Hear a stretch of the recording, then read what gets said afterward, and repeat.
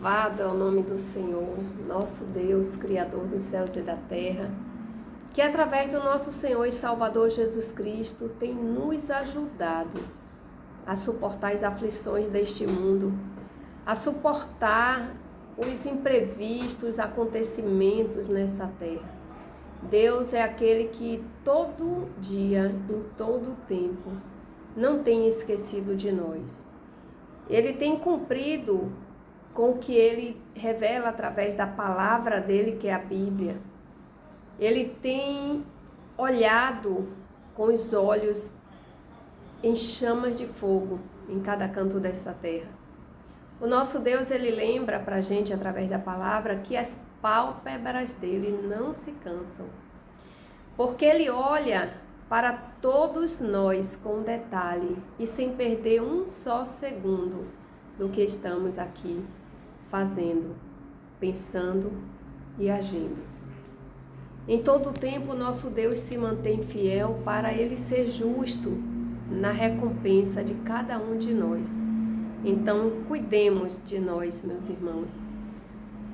É necessário nos autoavaliarmos cada dia, em cada tempo, em cada momento também. Para quando Deus olhar, para nós, para cada um de nós, ele vê em nós a sinceridade, o perfil de cada um de nós, que nós venhamos a ser verdadeiros seguidores do nosso Senhor e Salvador Jesus Cristo e tenhamos essa responsabilidade de fazer o que é correto, independente do lugar, do momento, da situação que estivermos passando. Amém? E aqui eu trago uma mensagem da Bíblia que todo mundo conhece, acerca do Sermão da Montanha. E nesse sermão, a gente vem assim fazer uma reflexão do nosso eu, do que somos de verdade, né? Qual é o perfil de ser humano que você está sendo diante da presença de Deus? No nosso quarto, na nossa casa, na nossa família, no meio em que andamos, né? Que Deus tem proporcionado estarmos.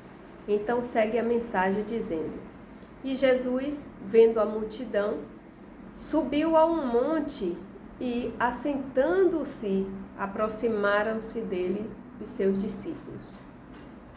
E, abrindo a sua boca, os ensinavam, dizendo: Bem-aventurado os pobres de espírito, porque deles é o reino dos céus. Bem-aventurados que choram, porque eles serão consolados. Meu irmão, se você tem chorado, as nossas lágrimas não serão esquecidas por Deus. Nossas lágrimas, elas chegam na presença de Deus como um clamor, como um desespero, como aflição, como oração, como uma petição. E Deus, ele é justo e fiel. No tempo dele, teremos a resposta dessa nossa lágrima que está nas mãos dele. Amém? E segue no versículo 5 dizendo: Bem-aventurados os mansos, porque eles herdarão a terra. Os mansos, meus irmãos, são aqueles que têm no seu comportamento a bondade. Eles têm mostrado força, serenidade diante de uma situação difícil que estão passando. Eles se colocam no lugar do próximo antes de responder alguma coisa, de agir com atitude, porque muitas vezes a gente, no nosso pensamento precipitado, a gente pensa coisas assim que desagrada a Deus. Ainda que a gente esteja na condição de pessoas assim, vamos dizer, correta, mas a gente precisa ter o nosso autocontrole, porque é assim que Jesus tinha, o autocontrole, em tomar uma atitude, em corrigir, em fazer a obra do nosso Pai.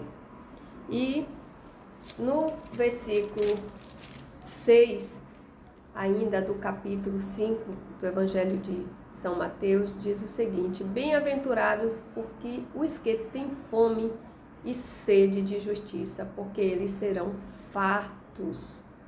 Então, se eu e você tem no nosso coração, na nossa integridade, fome e sede de fazer o que é correto, de permanecer com o nosso caráter firme nas nossas atitudes, nas nossas práticas, a nossa mente está ali findada em todo o tempo no que Jesus Cristo fez e deixou para todos nós como exemplo. Se a gente tem essa convicção de que o nosso caminho tem que estar ali conforme o ensinamento do nosso Senhor e Salvador Jesus Cristo, meu irmão e minha irmã, podemos dormir em paz, em segurança, independente dos dias que estão aí mostrando, independente do momento, dos ocorridos, dos acontecimentos, mas o nosso Deus, Ele é fiel e justo para nos dar o socorro, o livramento e permanecer sustentando a nossa vida e dos nossos também. Então, no versículo 8 diz o seguinte: bem-aventurados os limpos de coração, porque eles verão a Deus. Olha como é bom, meu irmão e minha irmã, a gente ser limpo de coração, né?